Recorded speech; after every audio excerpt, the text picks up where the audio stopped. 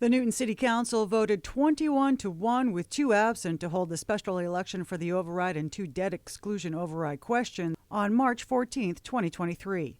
The mayor is still holding in-person and virtual meetings regarding the 3 questions posed to voters. Check out the city's website for the calendar listings. The Newton City Council also voted 21-2 with 1 absent for the 174% tax levy proportion. Here is an explanation from Assessment Director James Shaughnessy and Newton CFO Maureen Lemieux on what that means for residential and commercial property owners. This is going to determine how much of the property tax levy you want to go to the commercial properties and how much of the property tax levy you want to go to the residential properties. We'll swing around back to that at the end. So, give you a brief overview. Obviously, you know Newton is mostly residential. In fact, the singles and the condos make up 78% of the value in the whole city. And the residential properties make up almost 91% of the total value. Newton is a residential community. And obviously the commercial makes up the 9.09. I've said this for the last 10 years in a row. There's been a median sale price historically higher every year for the past 10 years. And if you look at 2022, which is currently, they're even higher than they were in 2021, which is the highest they ever were in the history of the city. So that's what the median single family is doing. And as you can see, if you've been fortunate enough to own a property in Newton, your value has just gone the direction that you'd like it to go. I'm going to give you a couple of sales. Some of you may be familiar with these sales. Some of you may not be. I'll give you kind of a little sprinkling of what single families are selling for in the city. So 96% of the properties sold for more than $750,000. This is over 80% of the properties have sold for over $1 million in 2021. Almost half the properties sold for more than $1.5 million. And here's an interesting one. 26.34% have sold for more than $2 million. So more than 1 out of 4 homes have sold for more than $2 million in calendar 2021. So this sold in November of 2021. It's on a 2,400 square foot of land, and the house is 251 square feet. That's the lowest sale in the city in calendar 2021. It happens to be in an on-ramp at Route 9. Here's what $750,000 bought in 2021. An 8,600 square foot lot, 1,000 square foot house, 2 bedrooms, 1 bath. This one happens to be on an off-ramp of Route 9 as well, $750,000. $1 million. This house was condemned.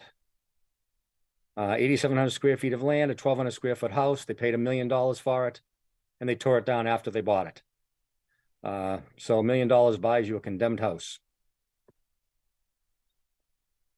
Here's $1.5 million over in West Newton. A 7,500 square foot lot, a 3,000 square foot house sold for $1.5 million in July of 2021. $2 million sold in Woburn, 16,000 square feet of land, a 3,200 square feet of house. I don't know if you can see directly behind it. That's Route 128. $2 million with 128 directly behind you. If you look in the right-hand side of that photo, it'll show you that's what that road is behind it, Route 128. Nice little newer home in Newton Highlands, $3 million, 5,000 square feet of house, 31,000 square feet of land. As you can tell, the houses are getting bigger and the lot size is getting a little bit bigger as well at $3 million. Here's a house on West Newton Hill sold for $5.9 million, an 8,000 square foot house on 1.75 acres. That sold for $5.9 million. So this kind of gives you a little range between the 315 and the $5.9 million. Here's a couple of examples of some development going on in the city. 2 to 4 Los Angeles Street is going to be a mixed-use development with retail and commercial on the first floor and apartments above it. 2 Wells Ave did a complete makeover of the property. Looks very nice over there. So there's a couple of the bigger commercial developments in calendar 2021. And now we're back to, what are we doing here? And like I say, you're gonna tell what portion pays residential, what portion is commercial. 4 of the last 5 years, the city has adopted the 175 shift. I don't know what you'll do this year, but that's historically what you've done. If you were to pick 175, what does that mean? So although the residential property makes up 90.91% and the commercial makes up 9.09, you're saying, although they make up 9.909% of the value, we'd like them to pay X amount of taxes. So if you multiply it by 1.75, then they would pay 15.91% of the tax, even though they make up 9.09% of the value. And if the commercial property paid 15.91, the residential would pay 84.09, even though they make up 90% of the value, they'd pay 84% of the tax. So that's what would happen if you shifted 175. This is where you would, if you go to page 22 and 23 in the booklet, and it's set up so that you can open both pages at once, so you don't have to keep flipping back and forth. These are the options that are in front of you to consider tonight. And you'll be voting to adopt a residential factor, which would then give you a shift. So for example, if you took 175, you'd be approving a residential factor of 0.924973. And obviously, whatever factor you selected, and that there are the corresponding tax rates. And the excess levy capacity is how much up to the levy limit you would be collecting.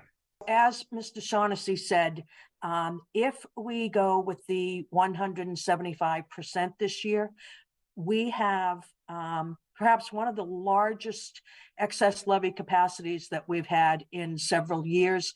We would have $153,000 that we have actually budgeted for that we would not be able to collect with the tax rate. So that's a huge amount of money for us to have as an excess levy capacity. We always take a look at that as one of the first things when we look at this page 22 with all the data that's on it.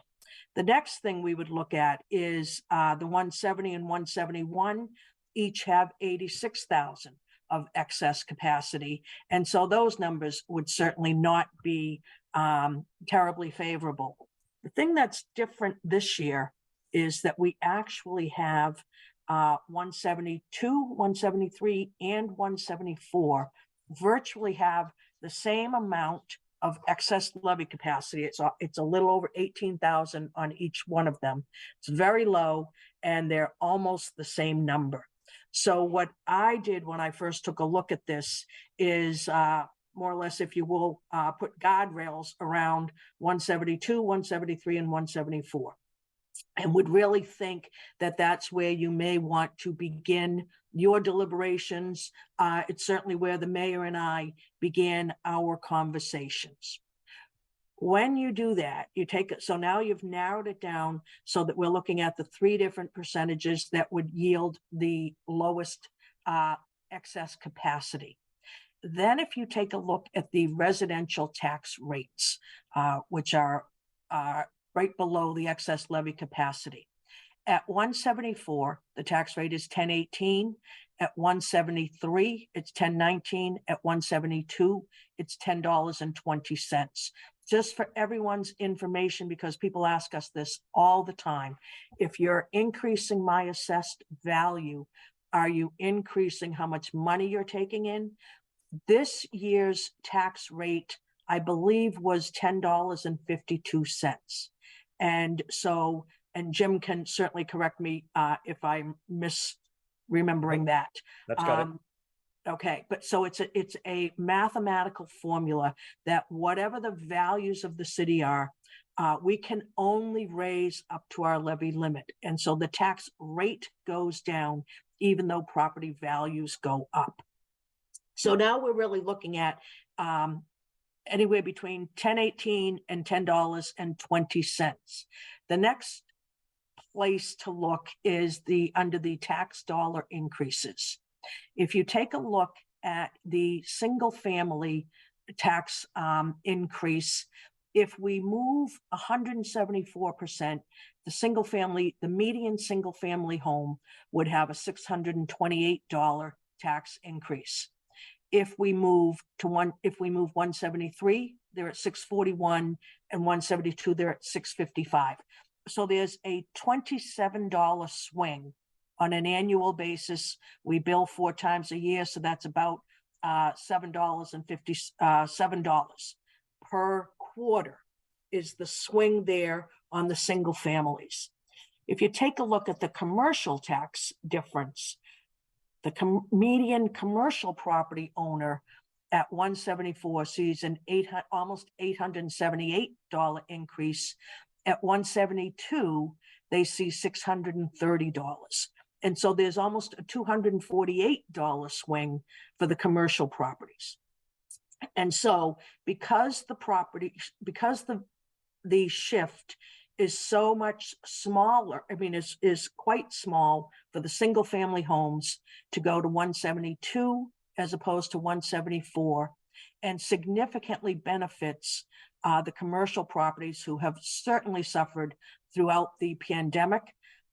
It is the mayor's recommendation that you vote on the 172% shift, which ends up being a residential factor of 0.928275. And so I will be more than happy to take any questions also from members of the council before you open the public hearing. Okay, so thank you very much, Ms. Lemieux. I have President Albright followed by Councillor Leary.